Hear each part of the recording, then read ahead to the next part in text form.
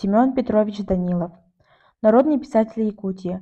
Родился 20 марта 1917 года в Матасском наследии Горного Улуса. Заслуженный работник культуры РСФСР. Лауреат Государственной премии РСФСР имени Горького.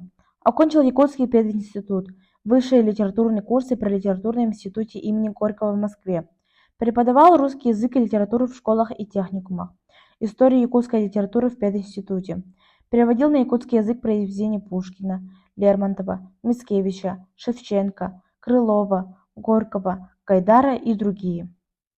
Вел большую общественную и государственную работу как депутат и член Верховного Совета ЯССР, член правления Союза писателей СССР, был делегатом 24-го съезда КПСС, является организатором переводов произведений Кулаковского, Сафронова, Аюнского для полной реабилитации и восстановления их литературной деятельности, а также Аланхон Юргум-Батыр Стремительный в переводе Державина.